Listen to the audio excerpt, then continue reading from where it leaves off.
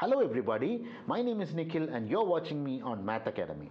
In today's video, we shall be discussing about the concepts of trigonometric ratios. It is not exactly as we study in the definitions, instead we'll try to understand how the concept of trigonometric ratios evolved over time. That means, how did the first person who thought about or who introduced the concept of trigonometric ratio thought about that? Why did he feel that the concept of trigonometric ratio is extremely important that you had to study in today? So that is where we will start. Then of course we will slowly move over until end up at the position where it is becoming the definitions in your textbook. So that is how we will study this video. I really hope that it will be helpful for you. You need a little bit of patience for understanding these concepts, but it is extremely good that you understand the concepts and the origin while you study mathematics, because it will help you appreciate more about the concepts of mathematics. So let's go into the video without wasting much time. So let's look into the concept of trigonometric ratios. We are having trigonometric ratios in this particular format. So what is trigonometric ratios? Trigonometric ratios may be defined as the ratios of the sides of a right angle triangle. Now let's see a right angle triangle. You can see that I have drawn a right angle triangle here, and the name of the triangle happens to be ABC. That means let us identify the sides of the triangle. Sides of the triangle are AB, BC and AC. So that means that how many sides do we have? 3 sides. And what is trigonometric ratio? It is defined as the ratio of the sides of a right angle triangle. So we need to take the ratios of the sides. So let me take the ratios. So the first set of ratios that I'm going to take is going to be AB and BC. I'm going to take the combination of AB and BC. So I'm going to take it as AB by BC, and so the ratios are going to be AB divided by BC is going to be one of the ratio, and BC divided by AB is going to be the next ratio. So two possible ratios between AB as well as BC. Now let's take the next two. It is going to be BC and AC. So let's write down the ratios of BC and AC.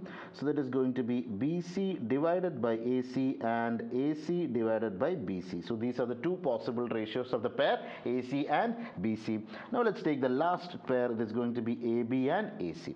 So let's try down it. It is going to be AB divided by AC and AC divided by AB. So these are the ratios of the sides. So we are not talking about trigonometric ratios or anything. We are just writing down all the possible ratios, and I have identified that I have how many ratios? 6 different possible ratios, right?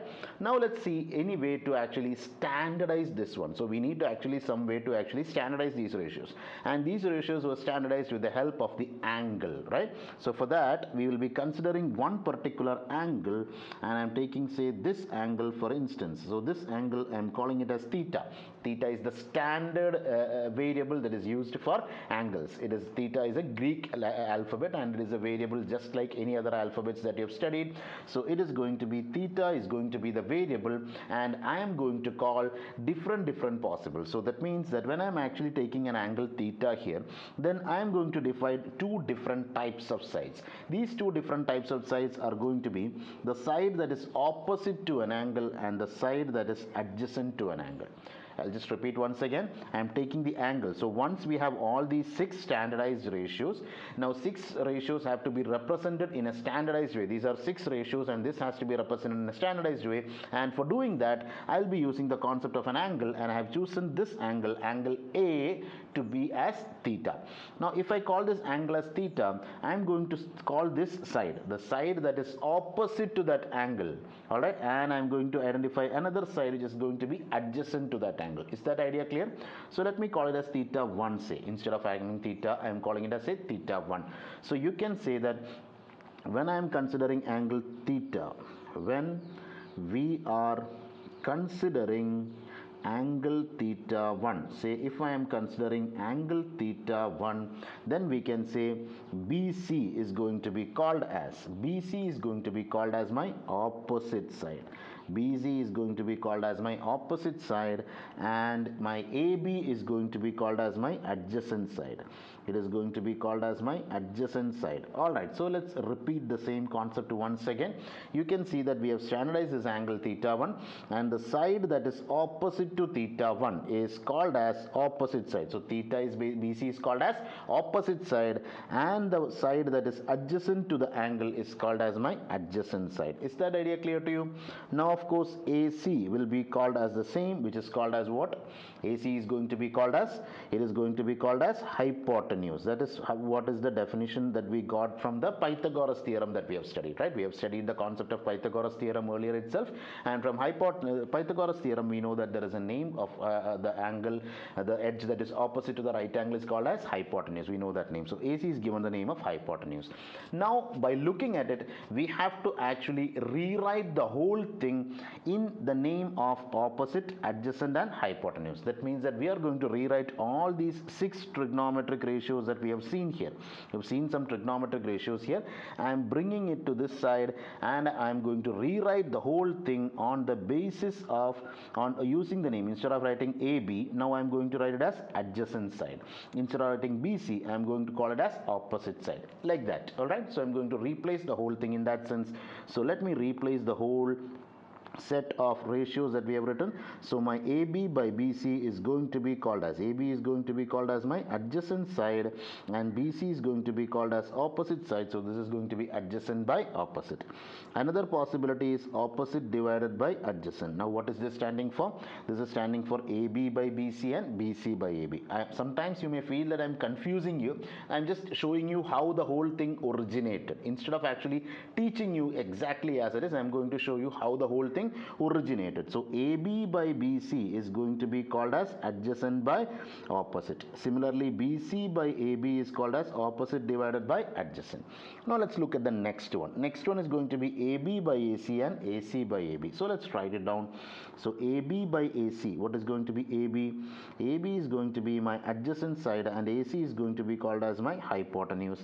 Similarly, the opposite is going to be hypotenuse divided by adjacent side. So that means that my AB by AC is going to be called as adjacent by hypotenuse. So let's label it like that. AB divided by AC is going to be called as adjacent by hypotenuse and AC divided by AB is called as hypotenuse by adjacent. Is that clear, dear friends?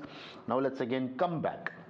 Let's again come back and let's look at this one, BC by AC and AC by BC. Let's see what it is going to be called. BC is going to be called as opposite side divided by what is going to be AC. AC is going to be called as hypotenuse. Similarly, it is going to be the opposite is going to be hypotenuse divided by opposite side. So you can see they are actually matching. BC by AC is going to be opposite side divided by hypotenuse and AC by BC is going to be hypotenuse divided by opposite side. Is that concept clear, everyone? I really hope that the concept is extremely clear to you. Now once these concepts are extremely clear, now we are going to give names for each of these ratios. We are going to give names for each of these ratios. That means that once, how do you actually give names? You know, it is the name that we actually feel it is going to be good, right? How did you get the name? How did you get your name? Your parents gave your name to it, right? Similarly, how did this being called as mouse? This is basically called as a mouse, right? This is a mouse. You can see that it's a mouse here in my hand, and it is called as a mouse because the person who invented thought like calling it like a mouse. He felt that it is good to be called as a mouse. So that is the why, right? The person who actually finds it names it. So the person who actually identified it had named it, and they gave each of them a different name, and we will start to understand the names. So adjacent by hypotenuse, we will start with opposite by hypotenuse. So opposite by hypotenuse was given the name sine. Then adjacent by hypotenuse was given the name cosine. Opposite by adjacent was given the name tangent. Of course, these are different random names, right? And adjacent by hypotenuse was given the name cotangent. Adjacent by hypotenuse by adjacent was given the name secant, and hypotenuse by opposite was given the name cosecant. So you can see different names was given to different ratios. Now these ratios are actually connected to an angle called as theta 1, right? So all the ratios were actually defined on the basis of this angle, because this angle was the thing that we identified, and it is based on these angles that we gave the name opposite, adjacent and hypotenuse. Therefore, what is it that they gave? They gave the idea that all these names should be written on the basis of that angle. So sine was called as sine theta. So what is it called as? It is written as sine theta, and the full form is sine of theta. This is actually the name in a short form. SINE is the full name, SIN is the short form of the whole thing. What is sine theta? Sine theta is going to be, what is it written as? It is written as, let me find it here, opposite by hypotenuse. Sine theta is going to be called as opposite side divided by hypotenuse, and in this particular triangle, where can you identify sine theta? Opposite side by hypotenuse. It is going to be BC divided by AC. It is going to be called as BC divided by AC. I think it will be nice if you can have the triangle here again, right? So I'll take the triangle here. I'll just take the triangle from here and I bring it to that page also, because that will be helpful for you. I know it will be helpful. So let me bring it here. Now let's go for the next trigonometric ratio. I'm going to select each one of them according to my wish. So it is going to be called as adjacent by hypotenuse. It is going to be called as cos theta 1. Oh, it is not theta, it is theta 1. The angle is theta 1, right? The angle is theta 1, so I should write it as theta 1. So cos theta 1, and the full name is going to be cosine of theta 1. That is the full name, and I'm calling it as short form is cos theta. So cos theta is going to be, what is the name that was given? It is going to be adjacent by hypotenuse. It is going to be adjacent by hypotenuse. It is going to be adjacent divided by hypotenuse. And what is that going to be? Adjacent side is going to be AB and hypotenuse is going to be AC. So this is going to be AB divided by AC. AB divided by AC. Now you are able to understand that, right? Slowly you are getting into the feel of it. Where did we start? We started from the idea that it is trigonometric ratio is defined as the ratio of sides of a triangle. You wrote down each and every one of them, and you decided to give angle a very important, because these are the reference through which, or it is based on that angle that we are going to write everything down. Then we gave each of them a different names. We gave each side to be a different name. Then we write everything down like this, and we assigned each name. We assigned a name for each one of them. So you may ask, what is the basis on which these names were given? They thought that these names were good enough, so we gave that name. That's it. Nothing more than that. All right. So that is going to be cos theta. Again, I got it. Now the next is going to be called as tan theta 1. Now what is the full name of tan? It is going to be called as tangent of theta 1. It should have been called tan theta. It is going to be called as tangent of theta 1. Now what is tangent?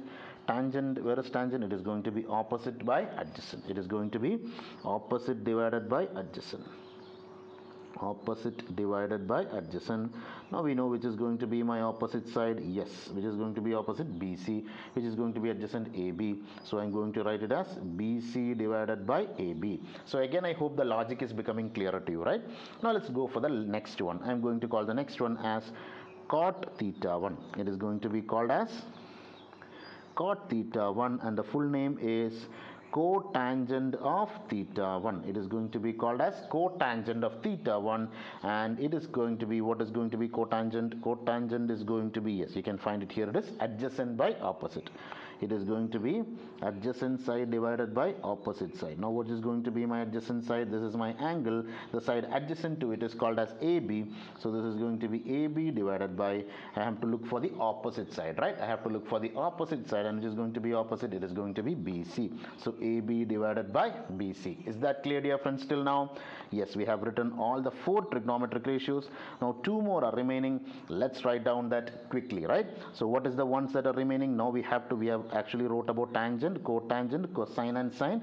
Now we have cosecant and secant remaining. So I'm going to take secant next. Secant is going to be, so it will be written as sec theta 1. It will be written as sec theta 1, and the full name is secant of theta 1. The full name is secant of theta 1. Now what is that going to be called as? It is going to be, secant of theta is going to be hypotenuse by adjacent. It is going to be hypotenuse divided by adjacent. So hypotenuse divided by adjacent. Now let's see which is going to be the angle. This is going to be the angle. Which is going to be the hypotenuse? AC is my hypotenuse, divided by, which is going to be the adjacent side. This is the angle. So the edge that is adjacent to it is called as AB. So I'm going to write it as AB. Is that clear, dear friends? Now let's look for the last one, and that is going to be called as cosec theta 1, and the full name is cosecant theta 1, and the full name is cosecant theta 1. Now let's see what is going going to be cosecant theta 1. Where is it? Yes, it is going to be hypotenuse by opposite. It is going to be hypotenuse divided by opposite side. So which is going to be my hypotenuse? AC is going to be my hypotenuse.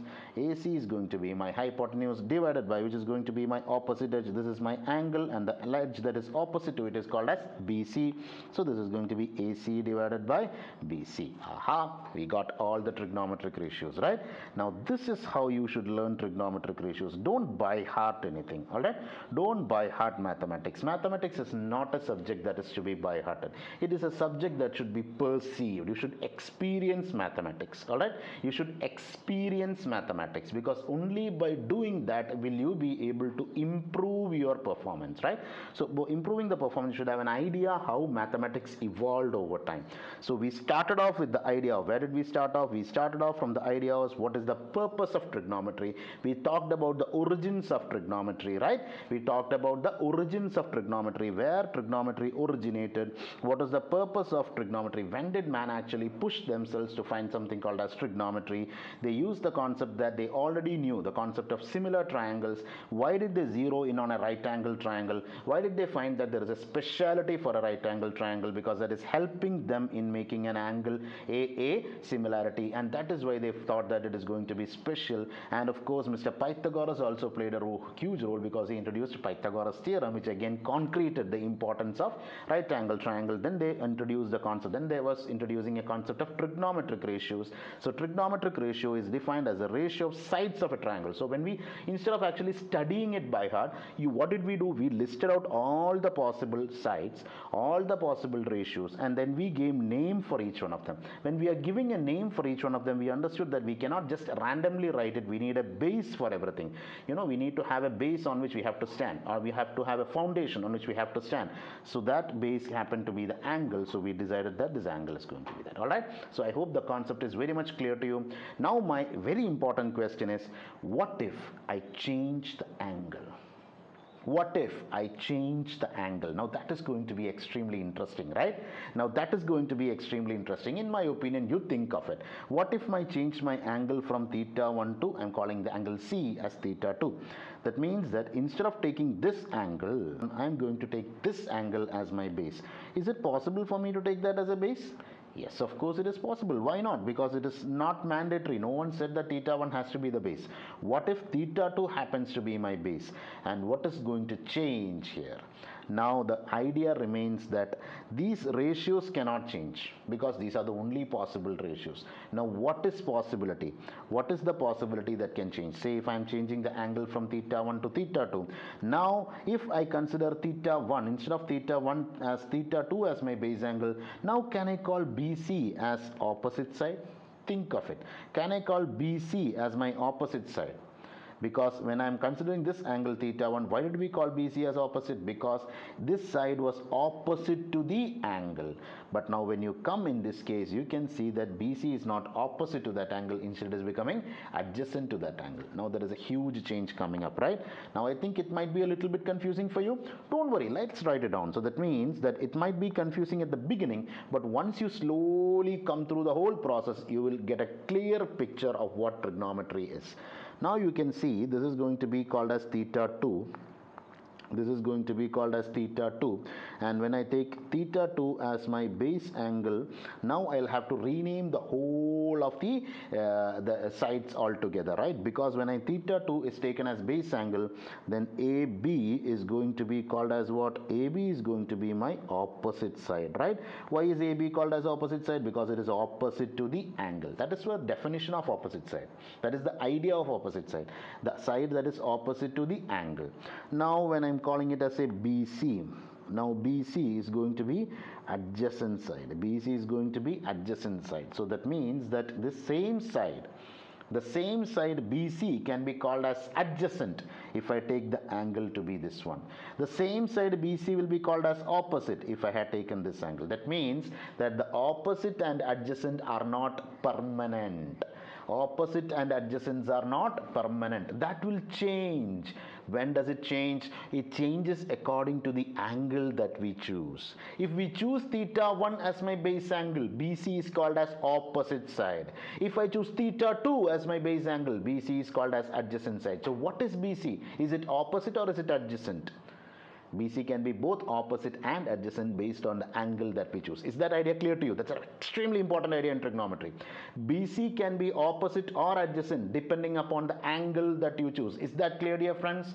Extremely important. So that means, but AC is always going to be same, which is that it is going to be hypotenuse. AC cannot change in any way possible because it is a hypotenuse. Now let me write down different possibilities of the angle.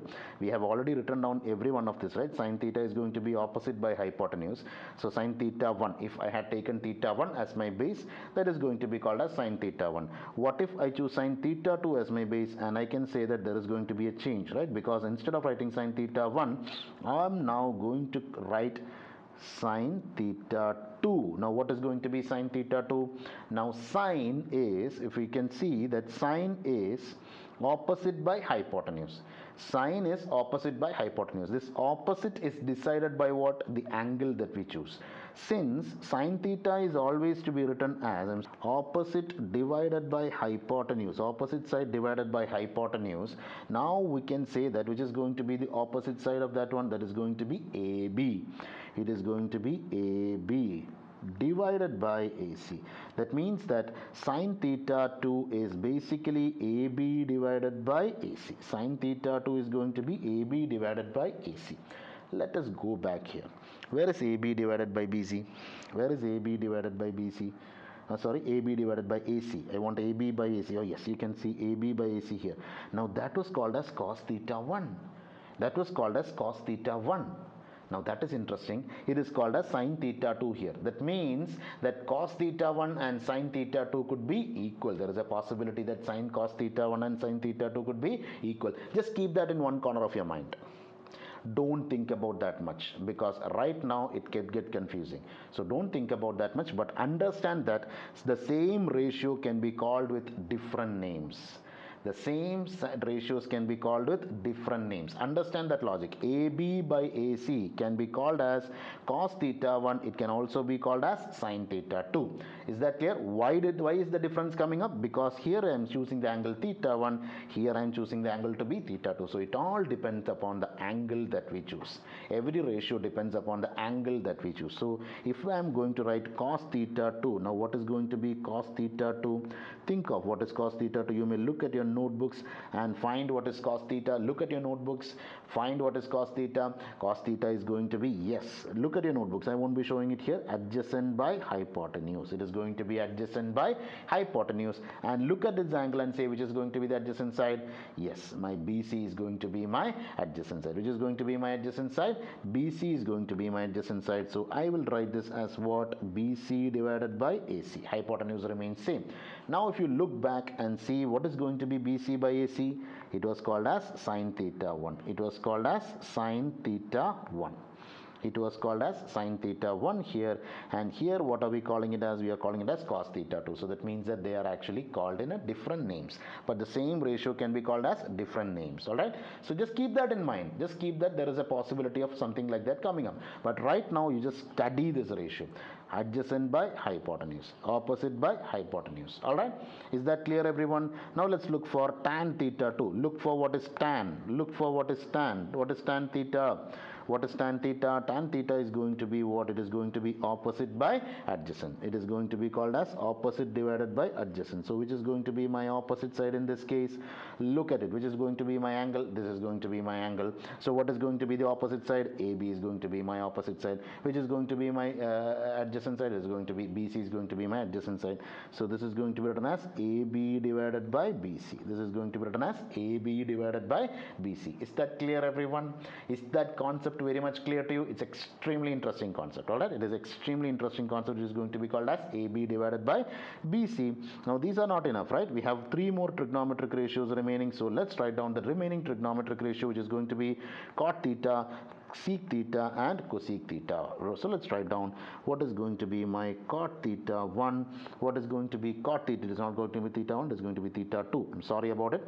It is going to be cot theta 2. Now what is cot? Cot is going to be adjacent by hypotenuse. It is going to be adjacent by hypotenuse. We gave a name like that, right? Adjacent by hypotenuse was given the name. What is going to be cot? Cot is going to be adjacent by hypotenuse. So adjacent by hypotenuse is going to be given, which is going to be my adjacent side BC, which is going to be my opposite side AB. So this is going to be written as BC divided by AB. BC divided by AB. Let's write down the next one, which is going to be secant theta. I am going to write about secant theta, which is going to be called as sec theta only, right?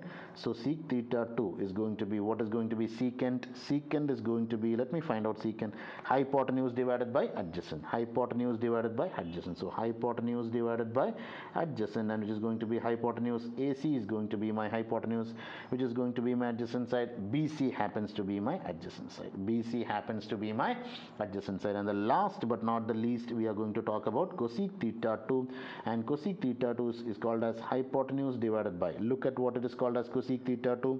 Where is cosec? Yes, hypotenuse divided by opposite.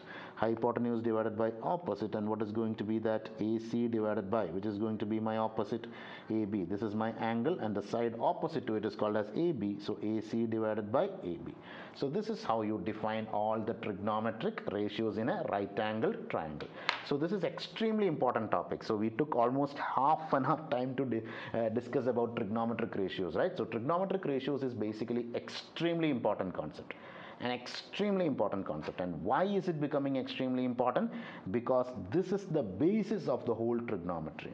I really hope that this class actually helped you in understanding the concepts of trigonometric ratio from its origin till the definitions in your textbook. If you like this video, please ensure that you subscribe to our channel. Also like this video. Give your opinions in the comment section. Of course, it will be a happy thing for me to actually read them through. Of course, if you would like more such videos, tune into our channel regularly. And it's me, Nikhil, signing off from this video from Math Academy, and I'll be seeing you with the next video. Till then, it is a goodbye.